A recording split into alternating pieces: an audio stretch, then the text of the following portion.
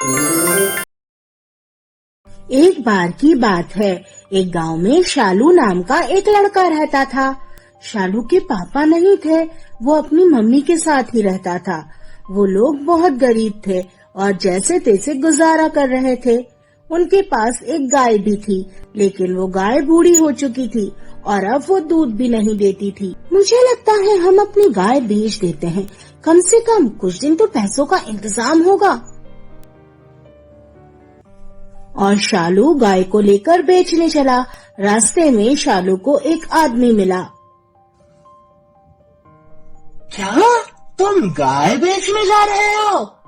अरे सुनो, ये गाय मुझे दे दो, बदले में तुम्हें मैं ये जादुई बीज दूंगा। जादुई बीज? हाँ, ये जादुई बीन्स के बीज हैं। अगर तुमने इन्हें बोया तो ये आसमान तक लंबी चलने वाली एक बेल में बदल जाएंगे और उसमें बहुत सारी बीन्स लगेगी। शालू वो बीज लेकर खुशी खुशी घर आ गया और उसने घर आकर अपनी मम्मी को सारी बात बताई। इतना बड़ा हो गया, तेरे में इतनी भी अकल नहीं है।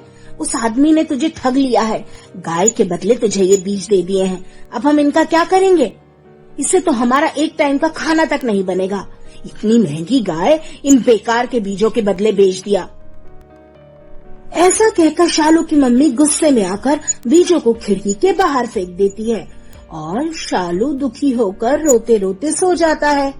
लेकिन सुबह जब वो सोकर उठता है तो खिड़की के बाहर उसे कुछ भी दिखाई नहीं देता और वो देखता है कि खिड़की के ऊपर तो लंबी लंबी बेलें चल रही है।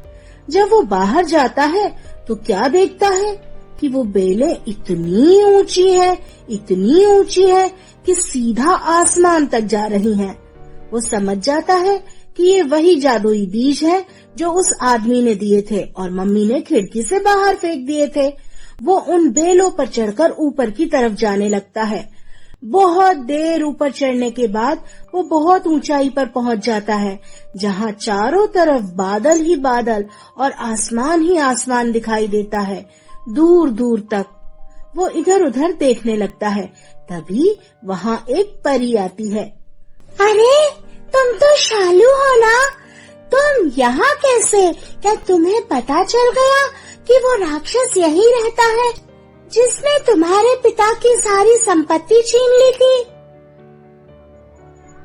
ये आप क्या कह रही हो? मुझे कुछ समझ नहीं आ रहा। मेरे पिता की संपत्ति किसने छीनी थी? क्यों, तुम नहीं जानते कि यहाँ एक राक्षस रहता है?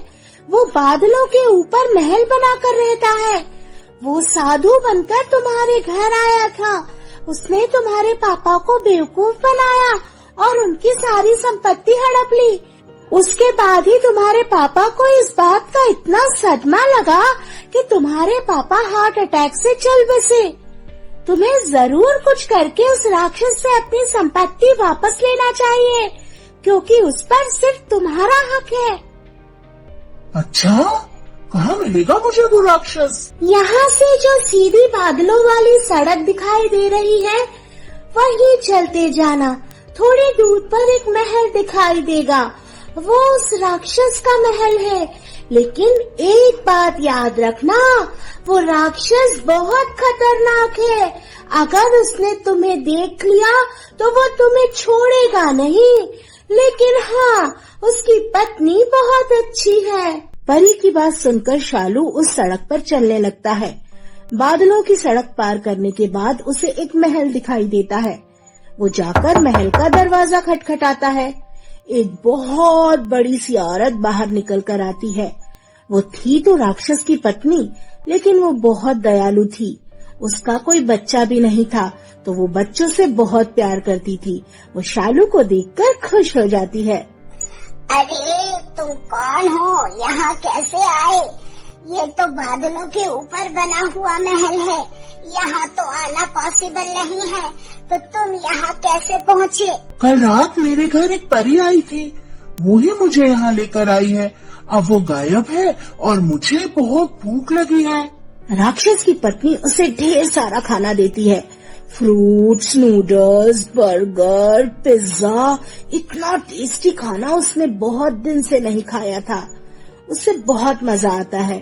तभी दूर से राक्षस के कदमों की आवाज सुनाई देती है। लगता है मेरे पति आ रहे हैं, तुम जल्दी से कहीं छुप जाओ। और ऐसा कहकर वो उसे एक बड़ी सी बरनी के अंदर छिपा देती है। खुशबू, खुशबू, इंसानी बच्चे की खुशबू। मुझे ये इंसानी खुशबू कहाँ से आ रही है? क्या यहाँ कोई इंसान का बच्चा आया है? इंसान का बच्चा? कैसी बातें करते हैं आप? ये तो बादलों के ऊपर बना हुआ महल है, यहाँ कोई बच्चा कैसे आ सकता है? आपको जरूर कोई गलतफहमी हुई है। गलतफहमी? मुझे कोई गलतफहमी नहीं होती। मैं तुम्हें अच्छी तरह से जानता हूँ। तुम्हें बच्चे बहुत पसंद हैं। जरूर तुम किसी बच्चे को यहाँ लेकर आई हो। जल्दी बताओ। वैसे भी मैंने बहुत दिनों से इंसानी गोश्त नहीं खाया, और बच्चों का मुलायम गोश्त तो तुम्हें पता ही है ना मुझे कितना पसंद है। अरे नहीं नहीं, आपको गलतफहमी ही हुई है। आप ना पहले खाना खाओ। देखो मैंने आपके लिए आज मटन बनाया है। और राक्षस गप गप करके पूरा मटन खा जाता है। फिर वो अपनी पत्नी से कहता है, जरा वो रुपयों की पोटली तो लाना, मुझे पैसा गिनना है। देखूं जरा उसमें कितने पैसे बचे हैं। शालू छुपकर सब कुछ देख रहा होता है और पैसे गिनते गिनते राक्षस सो जाता है। राक्षस के सोने के बाद शालू धीरे से निकल कर आता है और पूरी पोटली के पैसे समेटता है और पैसों की पोटली लेकर वहाँ से निकल जाता है। वो वापस घर आकर सारा पैसा अपनी मम्मी को देता है और मम्मी को झूठी कहानी बता देता है। मम्मी, मैं गार्डन में खेल रहा था ना, तो वहाँ मेरा पैर किसी चीज से टकराया, और जब मैंने थोड़ा सा खोदा तो देखो वहाँ पर इतने सारे पैसे थे, इसीलिए मैं इन्हें यहाँ ले आया। अरे वाह, इतने पैसे में तो हम बहुत दिन तक आराम से रह लेंगे। फिर तो उनके दिन पलट जाते हैं। शालू एक दिन फिर से बेल पर चढ़कर आसमान में जाता है, लेकिन इस बार वो एकदम नए कपड़े पहनकर, हैट लगाकर और चश्मा लगाकर राक्षस के घर जाता है। तो राक्षस की पत्नी उसे पहचान नहीं पाती और फिर से एक नया बच्चा समझकर उसे घर के अंदर बुला लेती है और उसका वो वैसे ही स्वागत करती है। देखो बच्चे, यहाँ पर आराम से खाओ पियो खेलो, लेकिन जब राक्षस आएगा तो तुम यहाँ पर छुप जाना, क्योंकि अगर उसे पता चल गया तो वो तुम्हें खा जाएगा। शालू फिर से ढेर सारा खाना खाता है और राक्षस के आने पर राक्षस की पत्नी इस बार उसे चिमनी के पीछे छिपा देती है। खुशबू, खुशबू, इंसानी खुशबू, क्या फिर से कोई बच्चा यहाँ आया था? नहीं, सच में कोई नहीं आया। देखो, अगर आता तो मैं जरूर आपको बताती। तुमने पिछली बार भी यही किया था और वो बच्चा हमारा सारा पैसा लेकर भाग गया था। वो तो भला हो कि हमारे पास में सुनहरी मुर्गी है, वरना सोचो हम क्या करते। अरे नहीं नहीं, मैं सच कहती हूँ, कोई नहीं आया। पिछली बार भी वो बच्चा चुपके से आ गया था, मुझे पता नहीं चला था। ठीक है, मेरा खाना लाओ, मुझे बहुत भूख लगी है। ऐसा कहकर राक्षस खाना खाता है। जरा सुनहरी मुर्गी को तो लाना, देखूं वो ठीक तो है और उसने आज कोई अंडा दिया या नहीं। राक्षस की पत्नी एक सुनहरे रंग की मुर्गी हाथ में लेकर आती है और जैसे ही राक्षस उसे प्यार करता है वो एक सोने का अंडा देती है। शालू को ये देखकर बड़ा ही अचरज होता है कि क्या वाकई कोई मुर्गी सोने का अंडा भी दे सकती है। फिर राक्षस वहीं सो जाता है और जैसे ही वो सोता है शालू बाहर निकलता है और इस बार वो मुर्गी को लेकर भाग जाता है। रोज सोने का एक अंडा मिलने से शालू के तो पूरे दिन ही बदल जाते हैं। अब वो और उसकी मम्मी बहुत बड़े घर में रहते हैं। फिर कुछ दिन बाद शालू सोचता है कि क्यों न जरा पता तो लगाया जाए कि अब राक्षस का क्या हाल है। शालू फिर से बेल पर चढ़कर बादलों की सड़क पार करके महल तक पहुंचता है, लेकिन इस बार वो दरवाजा नहीं खटखटाता बल्कि खिड़की के रास्ते से अंदर घुसता है और अंदर जाकर छिप जाता है। थोड़ी ही देर में राक्षस वहाँ आ जाता है। खुशबू, खुशबू, इंसानी खुशबू, क्या आज फिर से वो बच्चा यहाँ आया है? अरे नहीं, मैं सच कहती हूँ, मेरा यकीन तो करो, कोई नहीं आया। मैं इतनी पागल भी नहीं हूँ। एक बार उस बच्चे ने मुझे बेवकूफ बनाया, लेकिन अब नहीं बना सकता। अब मैं उसे यहाँ कभी नहीं आने दूंगी और आएगा तो उसे पकड़ के रखूंगी। उसकी वजह से ही हमें इतनी परेशानी उठानी पड़ रही है। देखो, अगर तुम पहले ही ध्यान रखती और पहले ही उस पर भरोसा ना करती तो वो इस तरीके से हमारा सब कुछ लूट कर ना ले जाता। और देखो अब हमें कितनी मुसीबत उठानी पड़ रही है। लेकिन आपने भी तो ऐसे ही लोगों को लूट लूट कर और ठग कर ये सारी दौलत जमा की थी ना। तो जैसे आपने जमा की थी वैसे ही चली गई। बुरे काम का बुरा नतीजा। अच्छा, मुझे लेक्चर मत दो, मेरा खाना लेकर आओ।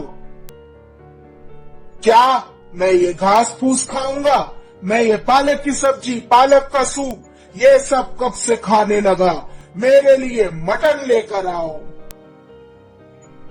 आप तो जानते हो हमारा सब कुछ खत्म हो गया है। ये पालक तो मैं कहीं से तोड़ कर लाई थी। अब हमारे पास पैसे कहाँ हैं जो हम रोज रोज मटन खाएंगे? जो मिल रहा है वही खा लो चुपचाप। राक्षस जैसे तैसे खाना खाता है और ये देखकर शालू को बहुत सुकून मिलता है। उसे लगता है कि उसने अपने पिता का बदला ले लिया। बहुत दिन हुए हमने म्यूजिक नहीं सुना, जरा अपना बाजा तो निकाल कर लाओ। राक्षस की पत्नी एक बाजा लेकर आती है, लेकिन दरअसल ये एक जादुई बाजा होता है और जैसे ही राक्षस कमांड देता है बाजा अपने आप बजने लगता है। इतनी सुरीली धुन, अगर ये बाजा मेरे पास होगा तो मैं दुनिया का सबसे बड़ा म्यूजिशियन बन जाऊंगा।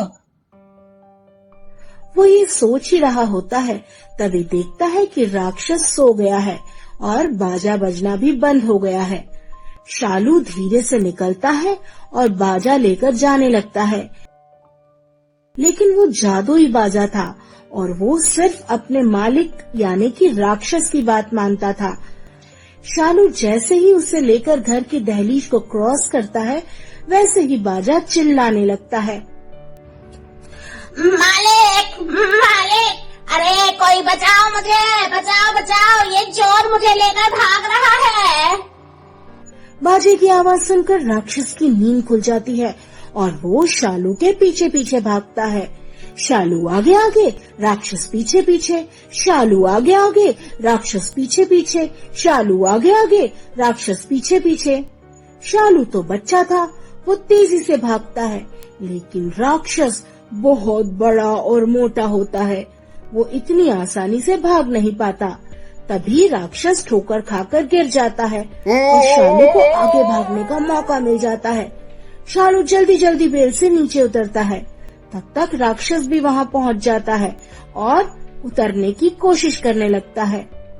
तब तक शालू नीचे पहुँच जाता है और वो अपनी मम्मी को आवाज लगाता है। Mummy mummy. शालू की मम्मी अंदर सब्जी काट रही होती है। वो हाथ में चाकू लेकर बाहर आती है और देखती है कि राक्षस ऊपर से नीचे आ रहा है। वो देखते ही सारा माजरा समझ जाती है और चाकू को फेंककर बेल पर मारती है।